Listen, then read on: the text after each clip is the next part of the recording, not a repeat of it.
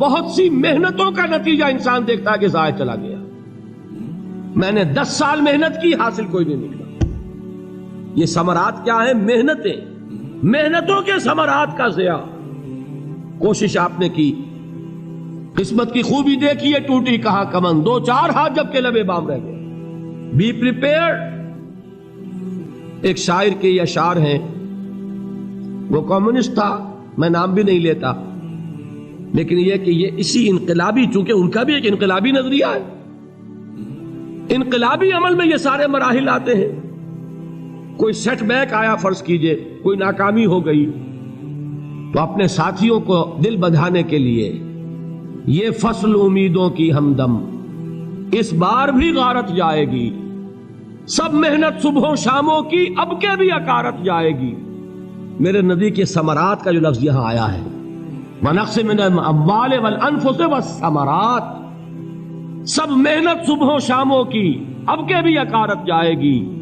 دھرتی کے کونوں کھدروں میں پھر اپنے لہو کی کھاد بھرو، پھر مٹی سینچو اشکوں سے، پھر اگلی رت کی فکر کرو، پھر اگلی رت کی فکر کرو، جب پھر ایک بار اجڑنا ہے. ایک فصل پکی تو بھر پایا، تب تک تو یہی کچھ کرنا ہے. ایک مقصد ہے سامنے، انقلاب برپا کرنا ہے. ایک کوشش ناکام ہو جائے کوئی پرواہ نہیں، نیکسٹ. پھر تیار رہو ناکامی کے لیے. ایسا نہ ہو جو انگریزی میں کہتے ہیں hope for the best but be prepared for the worst. ایسا نہ ہو کہ دوسری مرتبہ ناکام ہو کے بددل ہو جاؤ، تمہاری ہمتیں جواب دے جائیں. نہیں، پہلے سے تیار رہو کہ دوسری مرتبہ بھی ناکامی آئے تو آئے، لیکن جب تک کہ کامیابی حاصل نہیں ہوتی ہمیں یہ کام کیے چلے جائیں. دیکھیے سیرت میں آیا کہ نہیں یہ واقعہ. بدر میں مسلمانوں کو فتح ہوئی تو احد میں زک پہنچی کہ نہیں؟ 70 صحابہ شہید ہوئے کہ نہیں؟ اگر ان کی ہمتیں جواب دے جاتی تو گاڑی کیسے چلتی آگے؟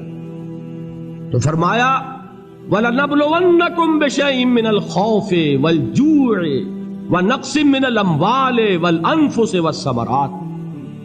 ہم تمہیں لازم آزمائیں گے، خوف کی کیفیت سے، فقر و فاقے کی کیفیت سے، بھوک سے، جان کے نقصان سے، مال کے نقصان سے، محنتوں کے حاصل کے ضائع ہو جانے سے.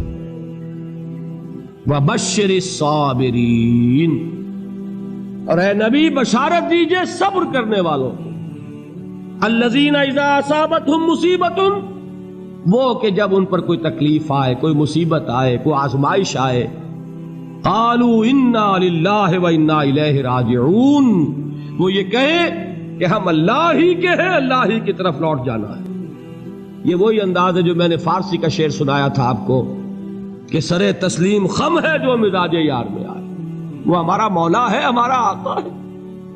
اگر اسے یہی منظور ہے تو ہمیں بھی یہی منظور ہے. میں نے تسلیم و رضا کی بات کی تھی نا، آپ کو کچھ شعر سنائے تھے. ایک شعر اور سنیے، اور یہ کس کا ہے؟ محمد علی جوہر کا. ایک مرتبہ جیل گئے، ان کی ایک بیٹی جوان بیمار ہوئی، فوت ہو گئی. باہر چھوڑا انگریز نے، جاؤ بھائی دفن کر دو بیٹی کو. دوسری مرتبہ جیل گئے، دوسری جوان بیٹی اسی مرض میں مبتلا ہوئی. اب یہ جیل میں ہے، خبر پہنچی کہ دوسری بیٹی کے اوپر بھی اسی مرض کا حملہ ہوا ہے. ایک نظم لکھی ہے جس کا آخری شعر یہ ہے، تیری صحت ہمیں منظور ہے لیکن اس کو نہیں منظور تو پھر ہم کو بھی منظور نہیں.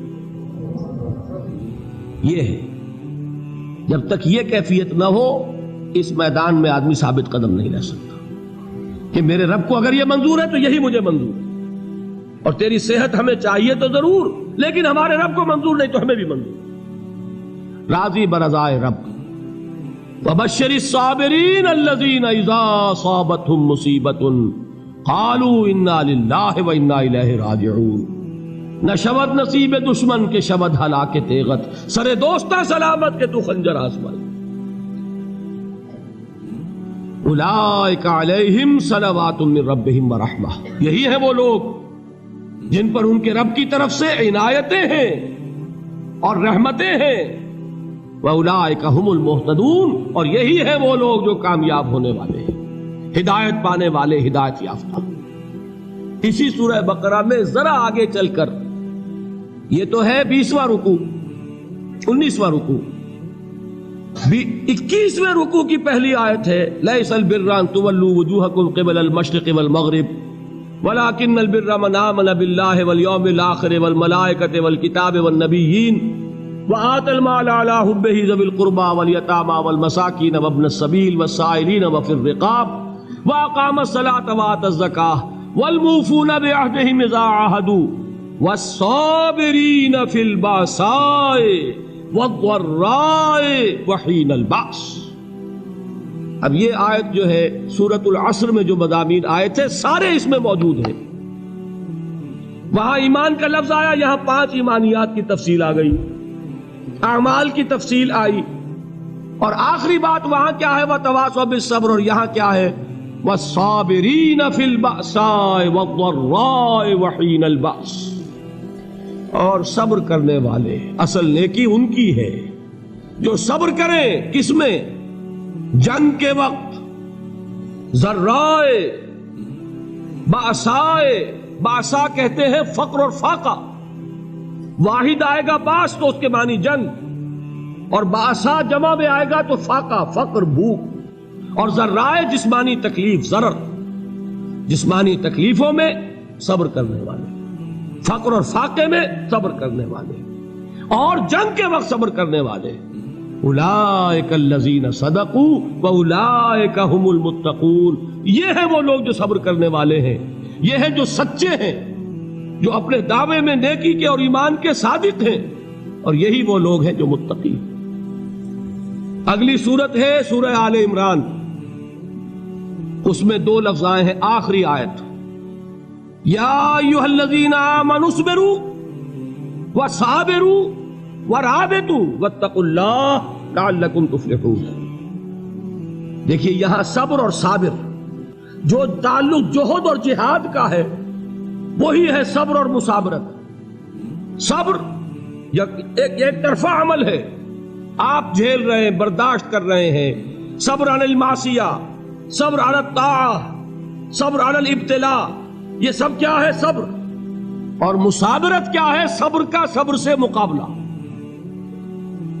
یہ سورہ آل عمران، اب وقت نہیں ہے میں آپ کو سناتا اللہ تعالیٰ نے کیسے کیسے مسلمانوں سے کہا، مسلمانوں تمہیں زک پہنچی ہے تو انہیں بھی تو پہنچی تھی، ان کے 70 نہیں مارے گئے تھے بدر میں، ان کے حوصلے جو ہیں وہ تو پست نہیں ہوئے، وہ اگلے سال آ گئے تم پر چڑھائی کر کے، تم کیوں اتنا برا مان رہے ہو؟ تمہارے دل اتنے زخمی کیوں ہو گئے؟ تمہیں تکلیف پہنچتی ہے تو انہیں بھی پہنچتی ہے۔ اپنی غیرت جو ہے ہمیں ذرا اس کا جائزہ لینا چاہیے۔ لوگ باطل نظریات کے لیے کتنی قربانیاں دے رہے ہیں، لوگ باطل چیزوں کے فروغ کے لیے کتنی محنتیں کر رہے ہیں۔ جیسا کہ میں نے ابھی کہا تھا، اسی غیرت کو چیلنج کرنے کے لیے، ذرا آپ کی حمیت دینی کو جوش دلانے کے لیے، قادیانی نوجوان کتنی تعداد میں اپنے آپ کو دین کے لیے وقف کرتا ہے، اور آپ کتنے نوجوان ہیں جو اپنے آپ کو دین کے لیے وقف کرتے ہیں، اور ہوں وہ کھاتے پیتے گھرانوں کے لوگ۔ یہ نہیں ہے کہ اگر کوئی اور کام نہیں کر سکتا تو پھر یہ ہے کہ وہ دین کے کام میں لگ جائے۔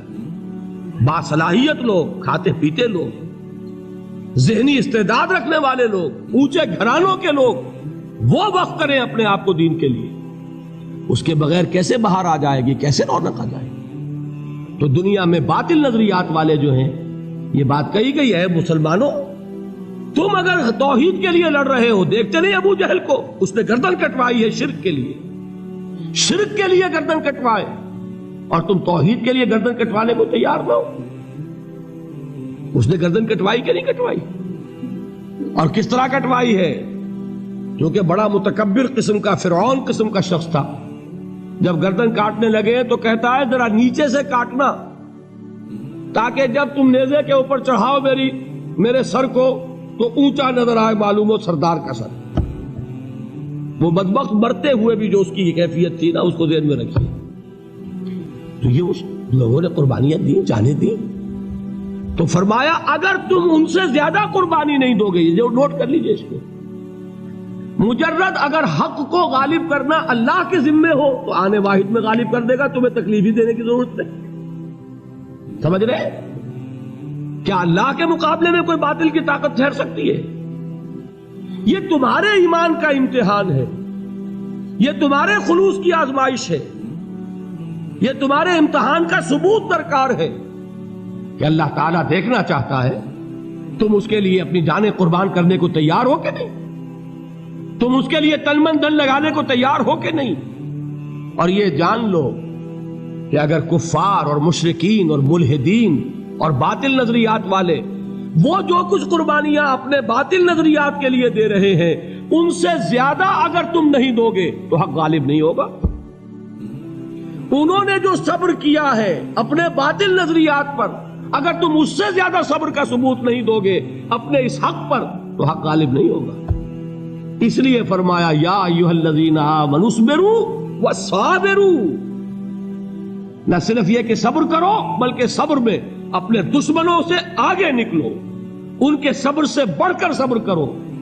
وَرَابِطُوا، مرابطہ کہتے ہیں چوکس رہنا، ہوشیار، پہرا دو، ایسا نہ ہو کہ دشمن جو ہے غفلت میں تمہارے اوپر کوئی حملہ جو ہے کر بیٹھے۔ وَاتَّقُوا اللَّهَ، اور اللہ کا تقوی اختیار کرو، لعلکم تفلحون، تاکہ تم فلاح پاؤ۔